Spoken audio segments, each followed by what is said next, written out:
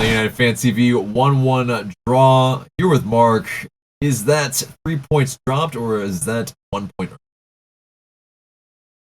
For me, that is 2 points dropped because they could have been up multiple goals at halftime.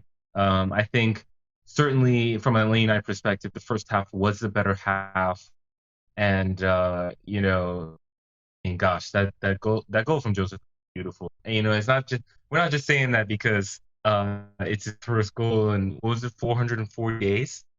Certainly, like that in itself is a beautiful moment, but the turn and to place it with his left foot, that I'm think the snap reaction, that great, and at the same time, that's kind of what from our other players.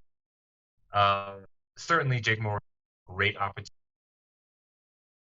Miles Robinson had a header, and I feel like I've said before, he's just got to get that however it comes. So should have gotten the second goal. And it's just those things when you don't get that second goal, you have the momentum, you don't kill off the opponent, they come back to haunt you.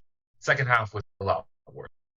Um, just left a lot to be desired. Even in the first half, there were some sloppy in the back line. And I think in the second half that only got worse in my opinion. So um, yeah, I definitely feel it's by the end of the match, you're obviously happy for the point because Inter score and then they feels like they have the momentum. They had a couple really decent penalty shouts. Yeah, and we'll I, talk about that. But yeah, yeah, yeah. but yeah. I mean, Uh, to talk about it, then let's transition to it. Basically a handball shout, and then also a shout on Goose. Did he actually take down the player? So it's interesting. Let's go with the handball first. Do you think that was a penalty? his arm is flailing. Like, understand that the proximity of the shot and how hard the shot was and all that. But his arm is like it's out there. So I think they could have given a penalty for that. Yeah, is there enough of VAR to overturn it? I think so. Um, and then the A little Goose bit one. lucky. Yeah. I mean, I don't know if the angle. What's that now? Sorry. So I said, yeah. You think a little bit lucky? Yeah. Yeah, for the handball, yes, because just because his arm is fully extended at the point of contact. Um, in terms of the Goose one, I don't know if there's another angle that maybe I didn't see where because I thought, okay, maybe he gets the ball and the player. You know what I mean? But it really doesn't look great. It really doesn't. That one, I'm willing to say maybe there was not enough for VAR to over, but it seemed like in real time, and yeah. So uh, I think we get a little bit lucky, um, and in the end, we're grateful for the point. But it is a letdown considering how well they played in the first half. Right. And so, especially, yeah, without a couple of attackers in Zeko Barco and Jurgen Damm, our attack and our midfield is looking a little light in the depth department at the moment. And so, also 84 degrees down there. Gabriel Hainsey did mention that the conditions kind of led to a little bit of maybe downturn in the second half. Do you buy all that? To a degree, yeah. I mean, like it was pretty hot. I think it said it feels like 90. Um, so it's like early afternoon game in Miami. That's always gonna be tough. Um, I think it's this for me though. Yes, obviously we're down a couple of attackers through injury. So New York and down, no Ezekiel Barco. But in that time, Jake Moore had a lot of playing time, a lot of chance, and I think it's fair to say that we would like to see more. And so it's already May, and I think it's getting to the point where maybe Atlanta United have to make a couple moves in the summer. Maybe there's not enough depth, or maybe the depth that we have isn't convincing enough. Like right now, Kubo Torres is playing a lot, and I don't think that's a. I gotta be honest.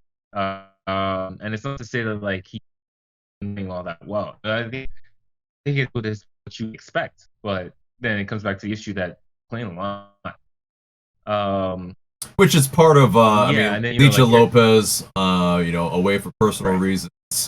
And also, maybe, Jackson Conway, Eric Lopez, still not maybe up to speed, for Gabriel Heinze to maybe trust them, but should they get a run out? And also, go ahead. Yeah, no, I mean, you mentioned Eric Lopez, and he's being used on the wing, and I think that goes back to the lack of options, I think, in the attack in general.